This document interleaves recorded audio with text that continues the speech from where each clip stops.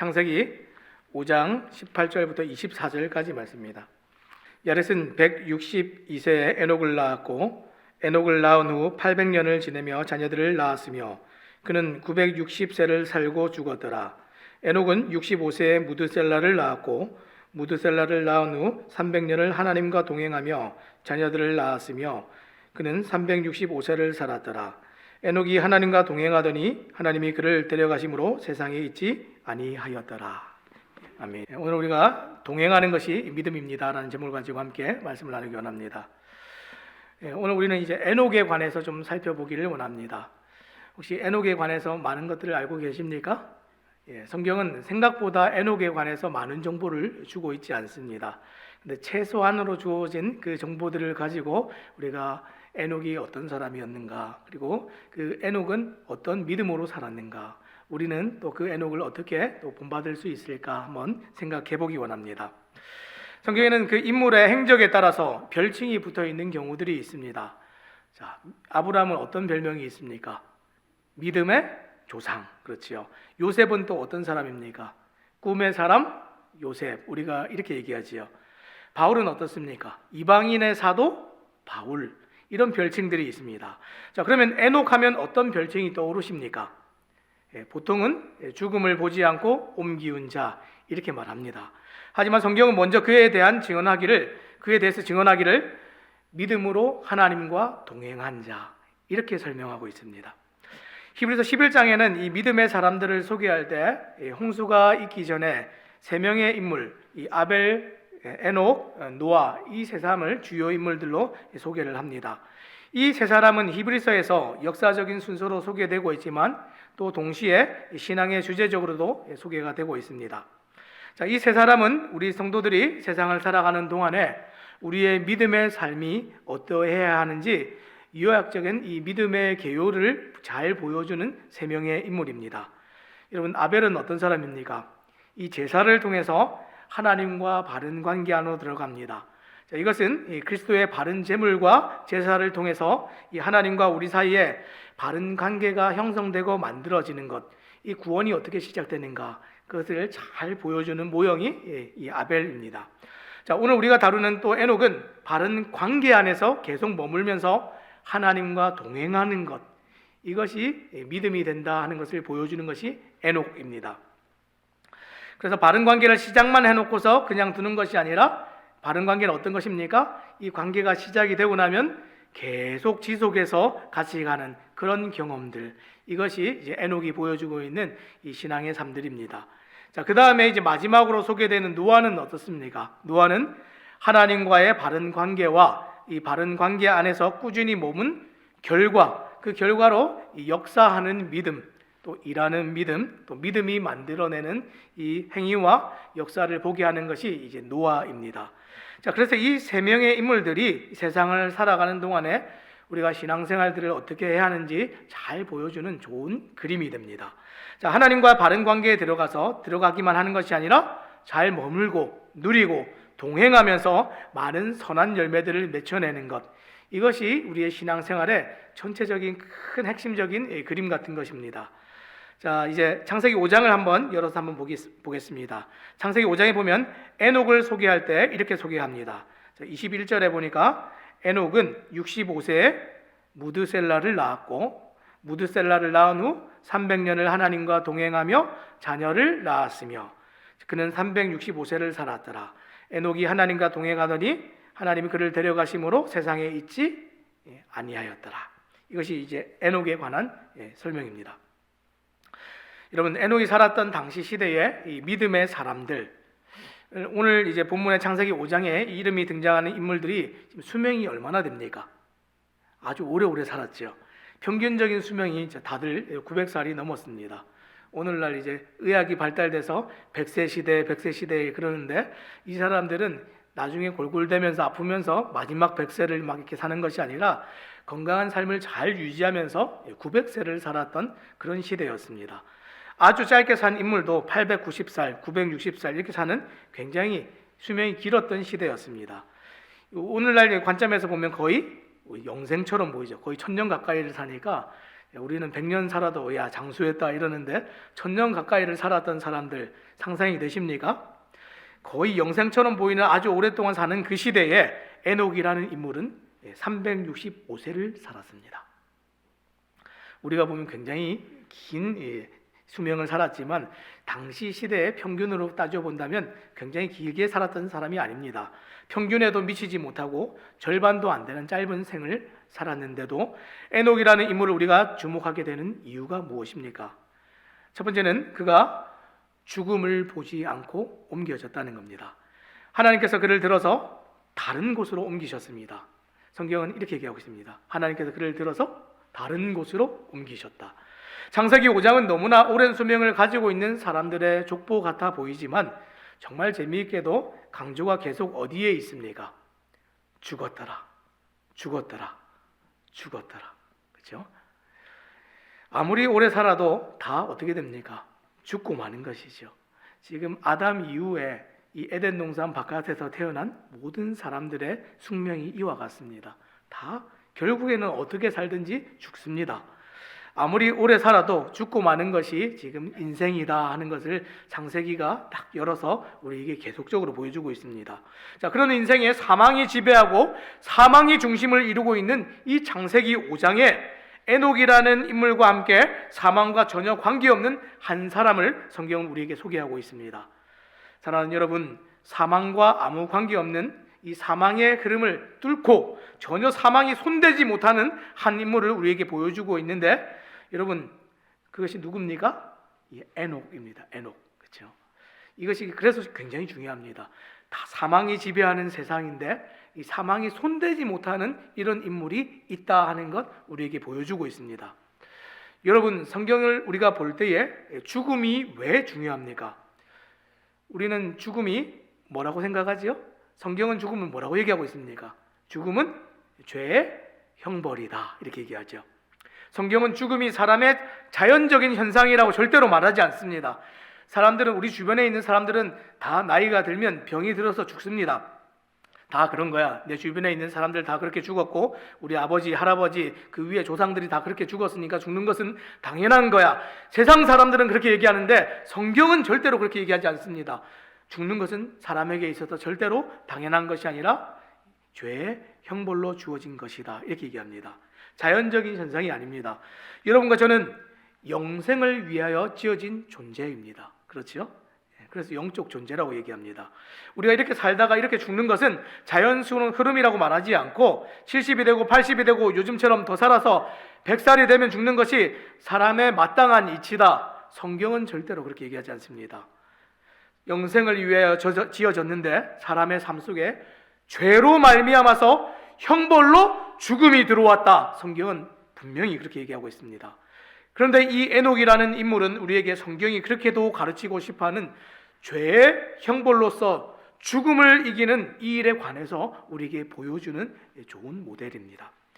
우리 구주께서 우리에게 말씀하시기를 누구든지 예수님을 믿으면 무슨 복을 받는다 그랬습니까? 영생을 얻으리라 이렇게 얘기했습니다. 사람들은 그 귀한 메시지를 들을 때 모두가 마음속에 그 메시지를 믿는 것 같지만 마음속에 영생이 뭐지? 그냥 이 땅에서 잘 살면 되는 거 아닌가? 그저 이 땅에서 사는데 조금 보탬을 주면 되지 무슨 영생을 생각해야 되는가? 혹 이런 생각들을 가지는 분들이 간혹 있습니다. 사람들은 말은 하지 않지만 대부분 그런 방식으로 말씀을 들을 때가 있습니다.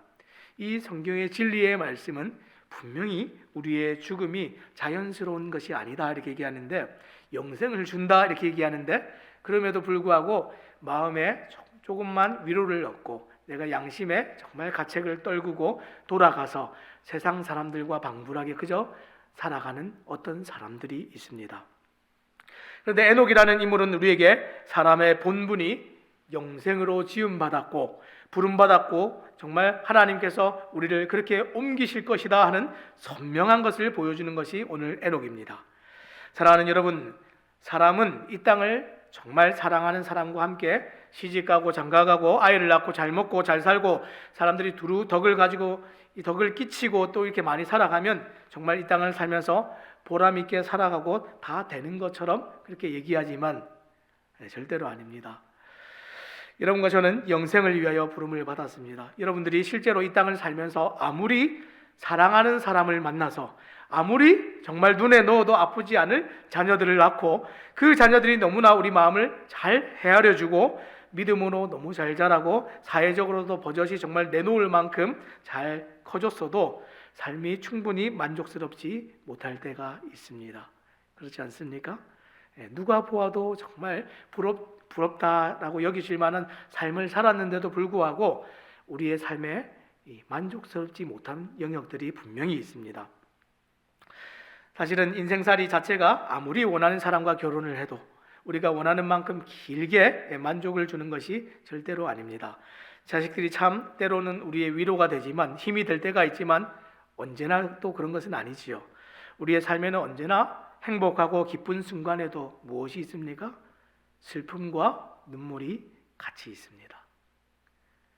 너무나 행복한 그 순간에 눈물과 슬픔이 같이 있다는 것 경험해 보셨지요? 정말 기쁜데 또 때로는 그 기쁨이 너무 짧습니다. 모든 그런 경험들을 할 때마다 여러분들이 마음에 꼭 기억해야 될 것이 있는데 무엇을 기억해야 됩니까? 우리는 영생을 위하여 부름받았다 하는 것 꼭 기억하시기 바랍니다. 우리는 이 땅이 전부가 아니다 기억하시기 바랍니다. 우리는 이 땅만 사는 사람들이 아니다 하는 것을 기억하시기 바랍니다. 우리는 영생을 위하여 부름받았기 때문에 이 땅에서 짧은 이 70, 80의 인생이 전부가 되도록 그렇게 부름받은 사람들이 아니고 영생을 위하여 부름받았기 때문에 이 땅에서 일정한 정도의 불안정함과 일정한 정도의 채워지지 않는 그 중심이 언제나 있도록 하나님께서 그렇게 두셨습니다. 이 땅에 너무 다 만족하면 하나님 나라를 우리가 기대하겠습니까? 이 땅에서 다 우리가 누리고 다 기쁨이 넘쳐나면 우리가 하나님을 찾겠습니까? 그렇지 않겠지요.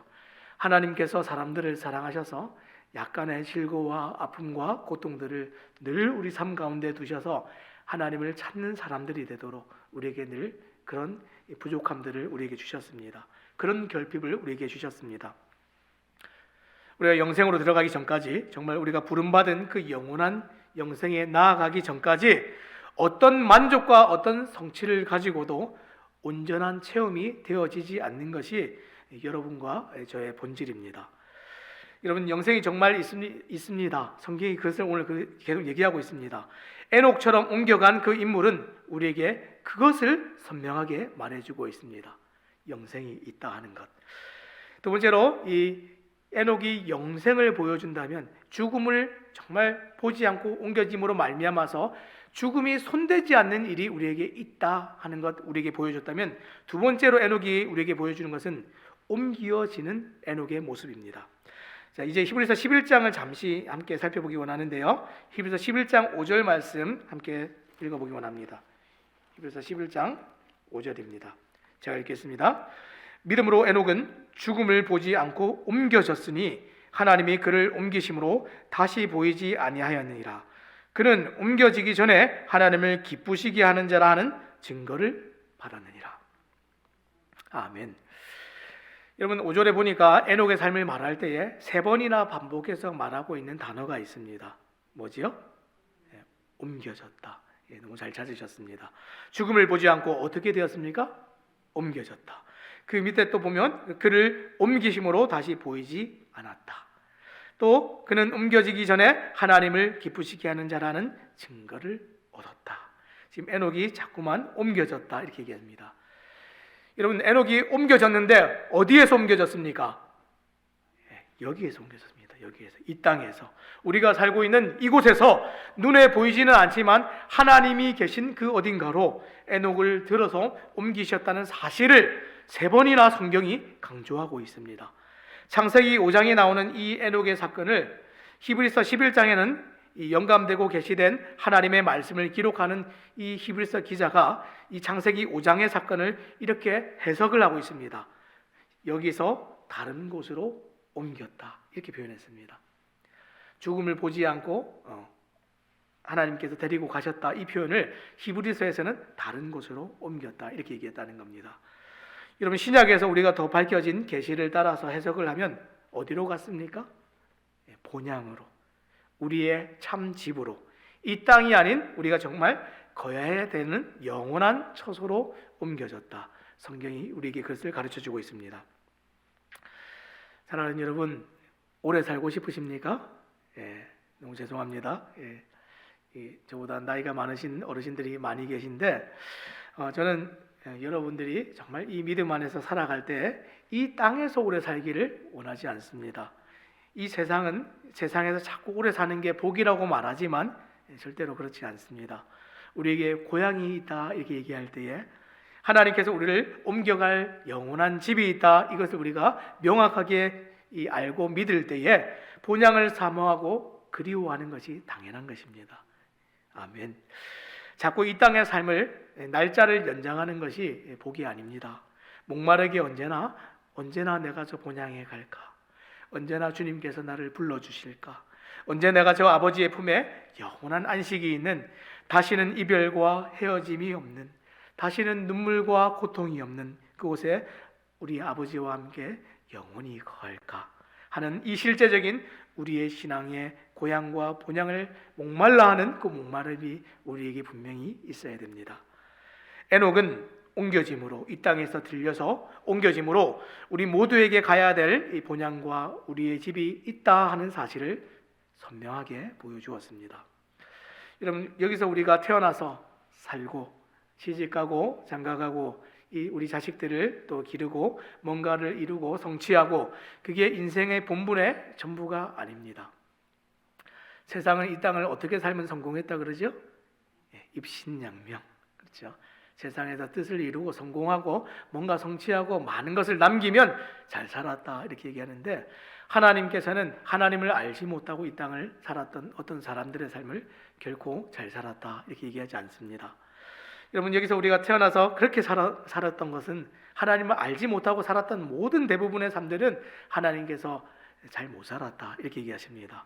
우리의 집이 있고 영혼을 위한 존재가 여러분과 저인 줄 알고 이 땅에서만 사는 것처럼 살지 않고 하늘의 보물을 쌓고 목마름을 가지고 하나님의 나라를 사모하고 우리의 본향을 향한 정말 그런 목마름을 가지고 에녹처럼 주님께로 옮겨질 날을 목말라 하다가 이 땅을 살아가는 성도들이 하나님 옮기실 때 옮겨지는 그런 삶의 방식을 가지고 살아가는 것이 진짜 성도의 삶입니다. 옛날 손양원 목사님 주님 오실 날과 돌아갈 본향을 사모하면서 지으셨던 이 찬양의 가사가 있는데, 혹시 주님 고대가라는 찬양 혹시 아십니까?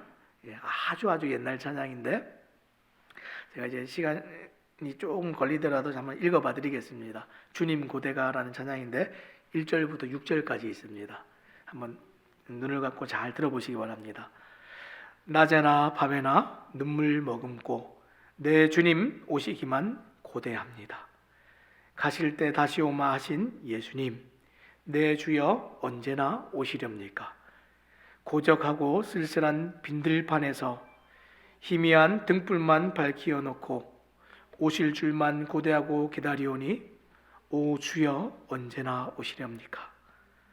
먼 하늘 이상한 구름만 떠도 행여나 내 주님 오시는가 해 머리 들고 멀리 바라보는 맘, 오 주여 언제나 오시렵니까?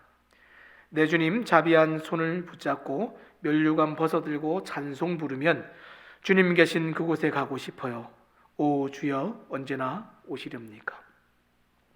신부된 교회가 흰옷을 입고 기름 준비해 놓고 기다리오니 도적같이 오심하고 하신 예수님, 오 주여 언제나 오시렵니까? 천년을 하루같이 기다린 주님, 내 영혼 당하는 것 볼 수 없어서 이 시간도 기다리고 계신 내 주님, 오 주여 이 시간에 오시옵소서. 아멘. 많은 신앙의 선배들은, 믿음의 선배들은 내가 살아가는 이 시간에 주님 오시기를 그렇게 고대하고 기다리면서 그렇게 살아갔습니다. 초대교회의 많은 성도들이 고난과 고통 가운데 주님 다시 오시기를 소원하고 소망하며 주님 곧 오신다 하는 그 신앙을 가지고 그렇게 살아갔습니다. 그런데 오늘날 사람들은 주님이 다시 오시는 것에 관심이 없습니다. 주님 다시 오는 것을 고대하고 기다리는 것은커녕 관심이 없이 나의 이 땅을 살아가는 삶에 모든 것이 다 함몰되어서 또 그렇게 살아가는 사람들의 삶이 오늘 보고 있는 많은 사람들의 삶입니다. 여러분, 믿음으로 살아가는 삶은 절대로 그런 것이 아닙니다. 정말 이 땅에서 옮겨지는 것이 분명히 있다는 것을 우리가 알고 믿고 살아가는 것, 오늘 에녹이 보여주는 두 번째 모습이었습니다. 자, 그리고 세 번째 에녹이 보여주는 모습이 무엇입니까? 동행하는 에녹의 모습입니다. 여러분, 이 같은 에녹의 삶의 특징 무엇입니까? 히브리서 11장은 모든 믿음의 사람들처럼 하나같이 이 에녹도 믿음으로 죽음을 보지 않고 옮겨졌더라 이렇게 말하고 있지만, 그 히브리서 11장의 해석에 근거되는 창세기 5장에 보면 약간 다르게 표현하고 있습니다. 뭐라고 했습니까? 믿음으로라는 말을 어떻게 표현했냐면, 창세기 5장 22절을 함께 보면 무드셀라를 낳은 후 300년을 하나님과 동행했다 이렇게 되어 있습니다. 24절에 에녹이 또 하나님과 동행하였더니 이렇게 얘기하고 있습니다. 여러분, 히브리서 11장에 이 히브리서 기자는 믿음으로 하고 요약해 두었지만, 창세기 기자는 우리에게 그 믿음으로의 내용이 무엇이냐면 하나님과 동행했다, 본문을 이렇게 해석하고 있습니다. 지금 믿음으로 살아가는 게 무엇인가, 누군가에게 이렇게 얘기하면 굉장히 막연하고 추상적인 말이 될 수 있습니다. 형제님, 믿음으로 사시죠? 예, 당연히 그렇지요. 믿음으로 어떻게 사십니까? 그러면 딱히 할 말이 없습니다.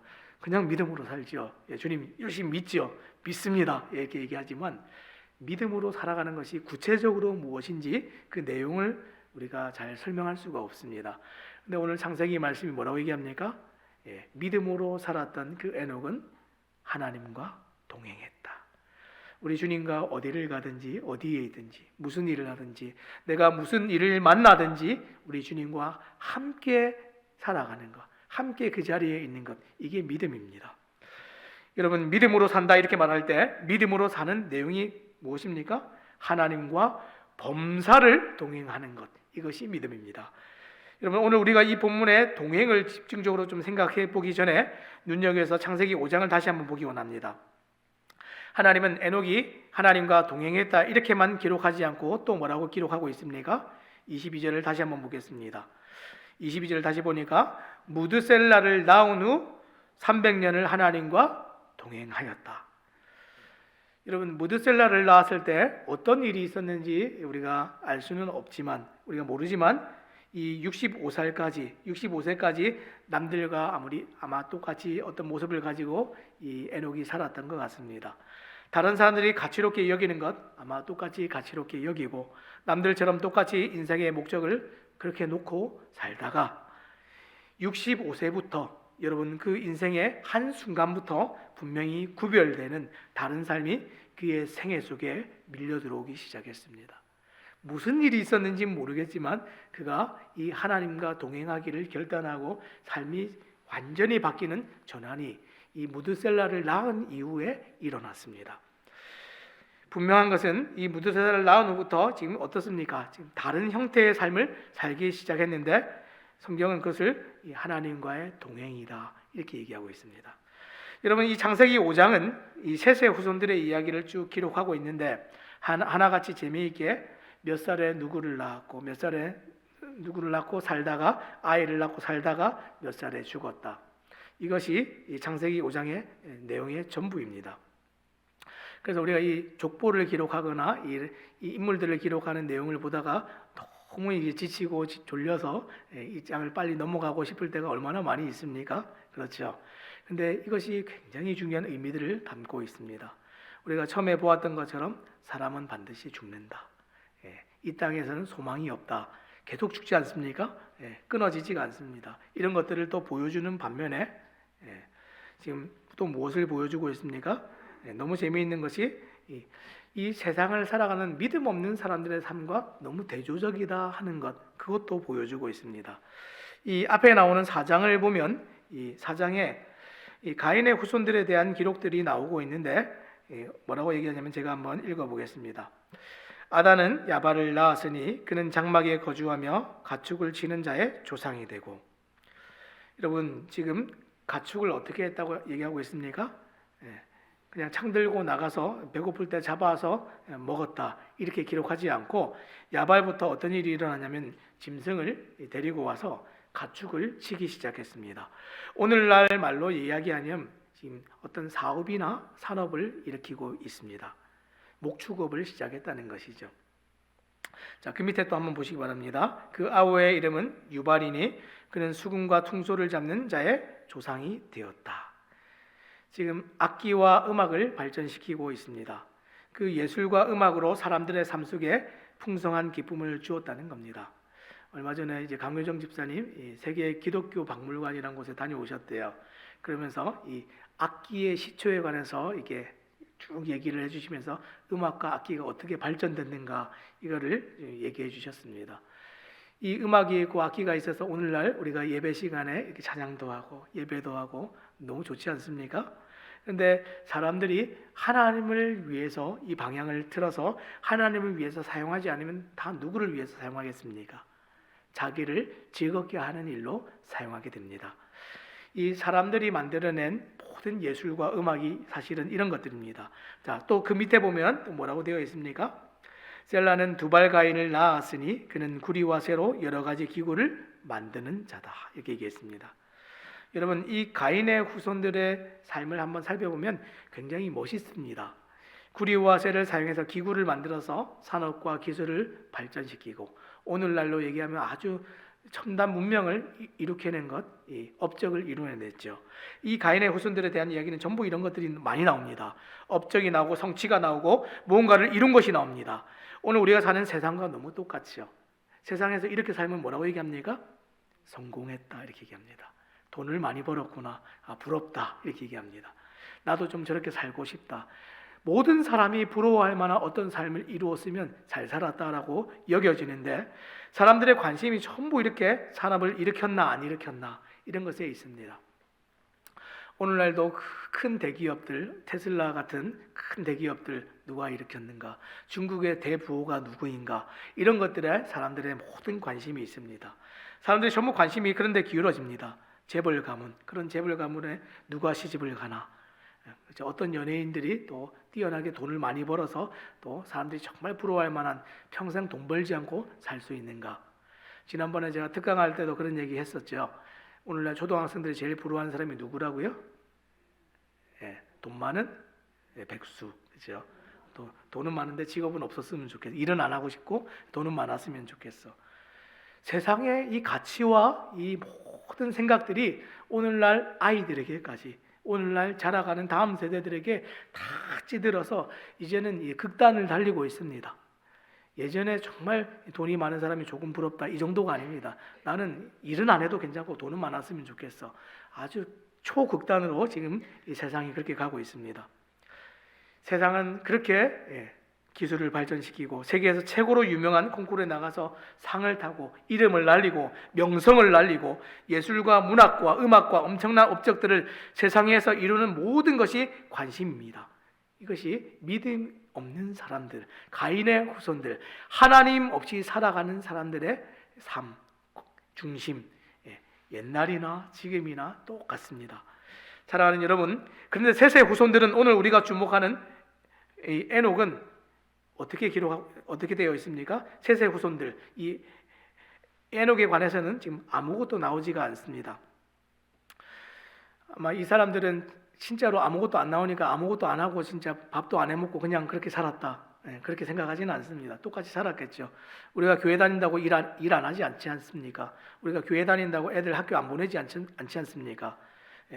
저는 그들도 노래도 불렀고 악기를 가지고 아마 찬양도 했고 사람들처럼 일도 하고 목축도 하고 아마 기계가 발전되면 그 기계를 사용해서 많은 또 이 삶의 윤택한 것들도 누리지 않았나 생각을 합니다. 그런데도 성경은 그들의 삶을 기록할 때에 그런 것을 기록하지 않고 그저 태어나고 살다가 죽었다, 이것만 기록했다는 것입니다. 사랑하는 여러분, 이게 성경이지요. 하나님의 관심이 어디에 있습니까? 하나님의 관심은 사람들이 이 땅에서 어떤 일을 하고 어떤 업적을 남기고 성취를 한 것에 관심이 있는 것이 아닙니다. 하나님의 관심은 어디에 있습니까? 업적과 성취와 최초로 뭘 하고 대단한 최고의 뭘 했다 이런 것에 있는 것이 아닙니다. 사람들 중에 최고였다. 사람들은 전부 이런 것에 있지만 하나님의 관심은 거기에 있지 않습니다. 우리의 주님의 관심은 어디에 있습니까? 그가 믿음으로 행하였는가? 그가 하나님과 살아있는 관계에서 그런 일들을 했는가? 이게 우리 하나님의 관심의 핵심입니다. 우리가 어떻게 알 수 있습니까? 믿음으로 하지 않은 모든 것이 성경은 죄라고 얘기합니다. 믿음으로 하지 않은 모든 것이 죄라고 얘기합니다. 아까 믿음이 뭐라고 얘기했죠? 에녹이? 하나님과 동행하는 것이 믿음인데 하나님과 함께하지 않은 모든 일들은 죄가 됩니다. 하나님을 의지하지 않고 한 모든 일이 죄가 됩니다. 여러분, 성경이 우리를 왜 죄인이라고 얘기합니까? 하나님 없이 사니까 죄인이라고 얘기합니다. 성경이 왜 우리를 죄인이라고 얘기합니까? 하나님 의지하지 않고 자기 힘을 의지하여서 살아가니까 죄인이라고 얘기합니다. 우리가 큰 범죄를 저질러서 죄인이 아니라 하나님 없이 살아가는 그 모든 것이 성경은 죄다 이렇게 얘기합니다. 아무리 사람들이 보기에 찬사를 보낼 만하고 박수를 치고 사람들이 다 알아주는 것을 하여도 믿음으로 하지 않은 것은 그것이 죄가 됩니다. 하나님 앞에 상달되는 것이 아닙니다. 하나님이 기억하지 않으십니다. 하나님이 기뻐하지 않으시고 좋아하지 않으시고 즐거워할 제목이 아닙니다. 오직 하나님과의 살아있는 그 관계 안에서 우리가 어떤 일을 했는가, 이것이 진짜 중요한 것입니다. 오늘 본문은 그것을 뭐라고 얘기하고 있습니까? 하나님과의 동행이다 이렇게 얘기했습니다. 하나님과 범사를 같이 하고 하나님 가라 하신 곳에 가고 하나님께서 멈추라 하신 곳에서 멈추고 하나님이 같이 가면 어디든지 가고 하나님이 가지 않으시면 어디든지 가지 않는 것, 이것이 하나님과의 동행입니다. 하나님은 가지 않으시는데 내가 너무 가고 싶어도 가면 그것은 동행이 아니시요. 그 하나님과의 동행이야말로 하나님이 성경에 기록해 놓으시고 남기고 싶어 하시는 진짜 핵심적인 것입니다. 하나님 우리를 왜 부르셨습니까? 단순히 지옥 안 보내려고 그냥 우리를 부르셨습니까? 그 지옥에 가지 않고 우리를 불러서 뭐 하시기 위해서 불렀습니까? 하나님과 동행하고 정말 깊은 교제의 관계 안에 들어가서 영원히 그 하나님과 사랑의 관계 안에서 살도록 우리를 그렇게 부르지 않으셨습니까? 그런데 우리는 나는 구원을 받았으니까 지옥에 가지 않으니까 지금부터 이제 내가 원하는 삶을 이 땅에서 마음껏 살겠습니다. 그러라고 우리를 부른 것이 절대로 아닙니다. 우리가 사는 이 세상은 너무나 다릅니다. 기계를 어떻게 발전시켰는가, 산업을 어떻게 일으키고 돈을 얼마나 벌고 얼마나 좋은 일을 많이 하고 사람들 보기에 정말 얼마나 중요하고 중추적인 역할과 그 자리를 꿰차고 있는가, 이게 세상이 바라보고 있는 것들입니다. 이것이 세상이 늘 사람들을 평가하는 기준이라면 주님이 늘 우리를 바라보시는 기준은 믿음으로 살았는가, 이것 한 가지입니다. 오늘 사랑하는 여러분, 믿음으로 삶의 한순간부터 그 전까지는 가인의 후손들이나 오늘 이 에녹이나 별반 다르지 않은 삶을 살았습니다. 믿음이 삶의 중심에 들어오기까지, 믿음이 이 삶을 가르기까지는 사실은 우리는 세상 사람들과 별반 다르지 않은 삶을 우리도 똑같이 그렇게 살았습니다. 그런데 믿음이 이 사람들의 삶에 들어오는 순간에, 믿음이 이 사람들의 삶을 이 세상과 구별하는, 갈라놓는 그 순간에 우리는 전혀 다른 삶을 살게 되어져 있습니다. 돈도 좀 벌고 산업도 좀 일으키고 예술도 발전시키고 그렇게 해서 집안도 좀 일으키고 좋은 일도 좀 하고 이렇게 인생을 좀 살다가 삶의 어떤 순간에 뭔가 계기가 되었는지 모르지만 인생을 보는 눈이 달라졌습니다. 삶의 가치와 삶의 영광스러운 그것이 그런 것에 있지 않다 하는 것을 알기 시작하는 겁니다. 어쩌면 깨닫고 나서도 에녹은 정말 오늘날처럼 이런 목사가 되고 선교사가 된 것이 아니라 똑같은 일을 하며 똑같이 그저 살았을 수 있습니다. 내가 이 말씀이 깨닫고 구원을 받았으니까 나는 무조건 이제 하나님을 위해서 평생 헌신해야지, 모두가 이렇게 사는 것은 아니지요. 그런데 어떻게 살았습니까? 성경은 기록하기를 그가 어떤 직업을 가지고 어떤 일을 하고 살았는지는 말하고 있지 않지만 그의 삶의 방식이 완전히 달라졌다 이렇게 얘기합니다. 삶의 존재 양식이 달라졌다 이렇게 얘기합니다. 삶을 바라보는 눈과 기준이 달라지는 것입니다. 여러분, 바로 이것이 성도입니다. 성도는 삶의 한순간에 삶의 방향을 바꿔 본 적이 있는 사람이 성도입니다. 이렇게 달려가다, 세상에 대하여 달려가다가, 돈을 위하여 달려가다가, 물질과 성공을 위하여 달려가다가 어느 날 삶의 방향이 완전히 바뀌어서 전환되어서 다른 방향으로 달려가는 그런 회개가 일어나는 것이 성도입니다. 그런 삶의 전환이 있으셨습니까? 여러분의 직업을 가지려고 하다가 이게 아니다, 저걸로 바꿔야겠다, 이 정도의 전환이 아닙니다. 나는 이런 일을 하려고 하다가 이런 일을 해야겠다, 이 정도 전환이 아닙니다. 인생을 보는 눈이 달라지고 인생을 보는 기준이 달라지고 완전히 다른 삶의 방향으로 삶이 뒤바뀌는 것, 이게 성도의 삶입니다. 그런 변화를 경험하는 것이 성도의 삶의 시작입니다. 이 시작을 만드시는 분이 우리 예수님이시죠. 오늘 에녹은 이 65세에 무엇 때문인지 모르지만 아이를 낳고 난 이후부터 삶의 방향에 분명한 전환과 차이가 왔다. 성경은 그렇게 얘기합니다. 어떤 내용이고 어떤 일이었고 어떤 극적인 사건이었는지 얘기하지 않지만 진짜 얘기하고 싶은 것을 정확하게 얘기하는데 그것이 무엇입니까? 삶에 분명한 변화가 있었다. 이것이 성경이 우리에게 얘기하는 것이고 요구하는 것입니다. 어떤 방법이 아니라 삶에 분명한 전환이 있어야 된다. 성경이 오늘 우리에게 그것을 얘기하고 있습니다. 회개라는 말은 돌이킨다는 말인데 방향을 바꾸는 것입니다. 지금까지 살아왔던 삶의 방향을 완전히 뒤집어서 다른 방향으로 살아가는 것입니다. 저는 오늘 사랑하는 이 새삼침대교회 모든 성도님들이 단 한 사람도 그런 삶의 방향의 전환이 없이 교회만 다니는 그런 사람들이 없기를 간절히 부탁을 드립니다. 종교적인 이런저런 체험도 있지만 삶의 방향의 전환이 없는 이런 사람은 절대로 없기를 부탁을 드립니다. 삶이 변화되고 에녹처럼 삶의 한순간이 선명하게 이렇게 구별되는 차이와 다름을 경험하지 않으면 우리가 정말 구원을 받았다라고 선명하게 얘기할 수가 없겠지요. 예수님의 복음은 우리의 삶을 그저 가만히 내버려 두지 않으십니다.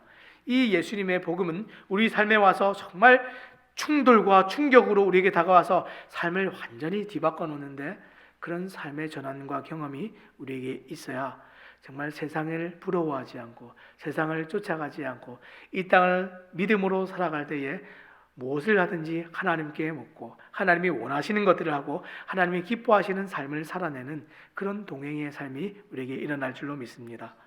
말씀을 맺겠습니다. 오늘 우리가 이 에녹을 통하여서 이 살아가는 이 믿음으로 살아가는 삶에 관해서 이 세 가지를 살펴보았습니다. 오늘 우리가 무엇을 얘기했습니까? 동행하는 것이 믿음입니다. 이렇게 얘기했지요. 하나님과 동행하는 것이 진짜 믿음입니다. 그럼 그 믿음으로 살아가는 것 첫 번째 무엇이었습니까? 이 땅의 죽음은 당연한 것이 아니다라는 것 에녹이 보여줬습니다. 다 죽으니까 나는 이 땅에서 열심히 살다가 죽으면 그만이야. 이것이 아니라는 겁니다. 죽음 뒤에 영원한 삶이 있는 줄 알고 우리는 이 땅의 노후를 대비하는 것이 아니라 영원한 삶을 대비하고 살아야 됩니다. 두 번째로 에녹이 무엇을 보여줬습니까? 이 땅을 살다가 끝나는 것이 아니라 반드시 옮겨지는 일이 있다. 이렇게 얘기했습니다. 옮겨지는데 어디로 옮겨집니까? 영원한 본향이 있다. 우리가 영원히 행복할 수 있는 그곳이 있다는 것을 우리에게 가르쳐 줬습니다. 그래서 우리 아까 언급했던 우리 손영원 목사님처럼 주님 다시 만나기를, 주님 나라 가기를 고대하면서 살아가는 것이 믿음입니다.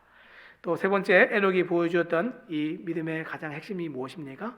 하나님과 동행하는 것이 믿음입니다. 하나님을 의뢰하고 어디를 가든지 하나님께 여쭤보고 물어보고 하나님이 가시면 가고 멈추시면 멈추고 하나님이 말씀하시면 듣고 말씀하시지 않으시면 말씀하시기까지 기다리는 것, 이것을 할 수 있어야 믿음입니다. 우리가 구원을 받을 때도 온전히 하나님께서 다 하셔서 우리 예수님께서 우리를 대신하여 다 죽으심으로 하나님 대신 그 방법을 우리가 온전히 의지해야 구원을 받는 것처럼 우리가 구원을 받고 이 땅을 살아가는 일에도 믿음이 필요한데 그것도 다 하나님을 전적으로 의지하고 살아가는 그런 동행이 있어야 우리가 믿음으로 살아가는 것입니다. 오늘 우리가 동행하는 것이 믿음입니다라는 것을 가지고 말씀을 들었는데 우리 새삼침대교회 모든 성도님들은 이런 믿음을 가지고 우리 주님과 오늘도 내일도 우리 주님 모시기까지 그렇게 날마다 동행하시는 모든 성도님들 되시기를 우리 주님의 이름으로 부탁드립니다.